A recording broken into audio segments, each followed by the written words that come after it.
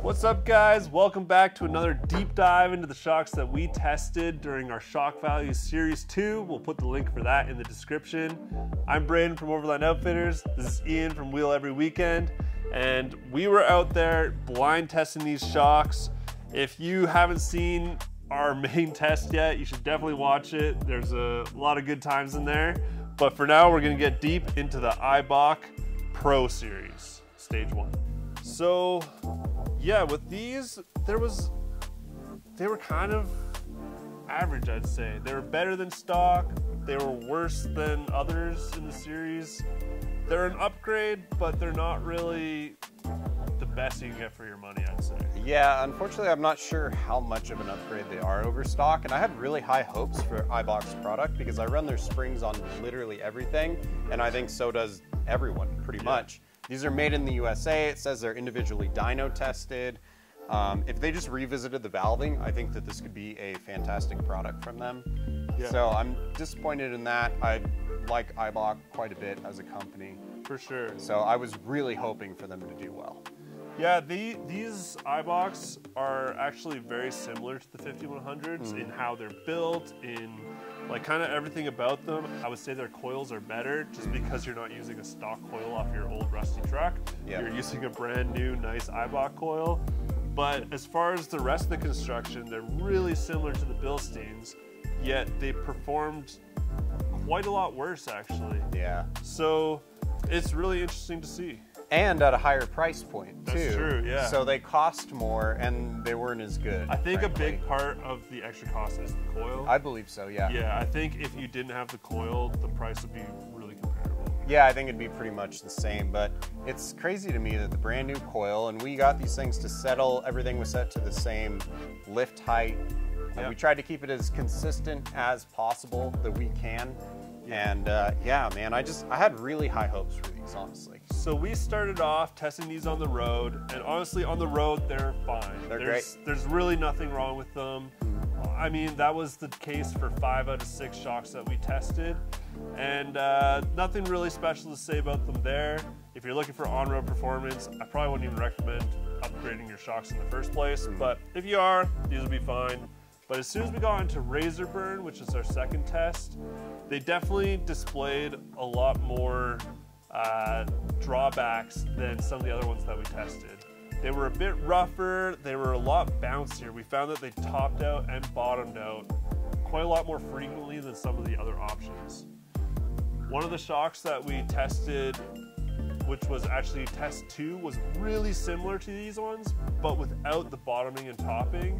So if you're gonna go between those two, I would say test 2, which was the Dobinsons, performed better, but at a quite a lot higher price tag. So, I mean, as far as performance-wise, they're really similar.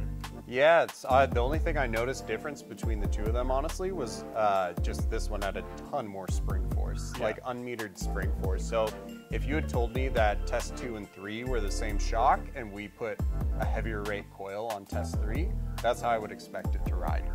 Yeah, and these are the coils that were sent to us by Eibach, recommended for a stock truck, which is what we're running with the lift we wanted. So these coils came straight from Eibach. And the coils are good, but maybe they could have sent us a softer rate, but I'm not sure this was under their recommendation, so I don't know what to say about that really. As far as the rear shocks, I felt the rear was relatively planted. Yeah.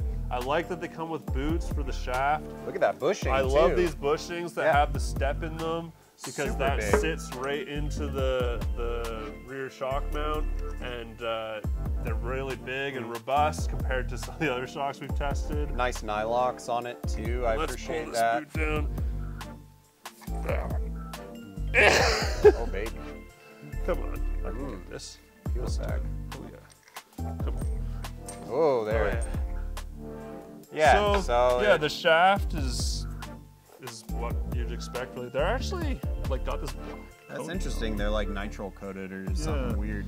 But yeah, nothing really surprising there about the size you'd expect. Looks like a 5100 to me. Yeah, really they do look a lot like 5100s, but I think they could improve the damping a little bit, and these shocks would be quite good actually. Yeah, and I'm pumped that these are made in the USA too. That's cool. Yeah, so if cool. Eibach, you're watching this, that's our recommendation. Ask us if you want recommendations on valving, but yeah, I think overall build quality is good, but performance is a little bit lacking. What would you rate them out of 10 if a stock truck is a 5? They were definitely better than the last set, which I think I gave a 5.5. I would give these like maybe in between a 6 and a 7. Yeah. Or yeah, maybe like 6.2 I'll go with.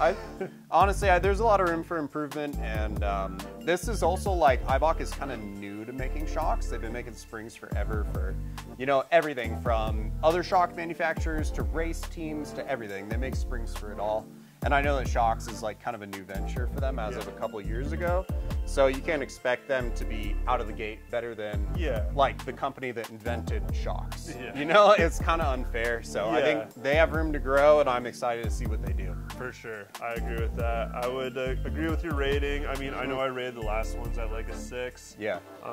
So maybe inherently this rating should be a little higher. But, yeah, it should. But yeah, I mean, there's other ones that I would recommend over these just because they have better tuning. The build quality is fine. Yep. So thanks for watching this episode, guys. If you want to see more of the shocks that we tested in Shock Valley 2, get subscribed, like this video, like our other videos, and we want to keep helping you guys make the right decision when you're buying shocks. Thanks so much, and we'll see you in the next one.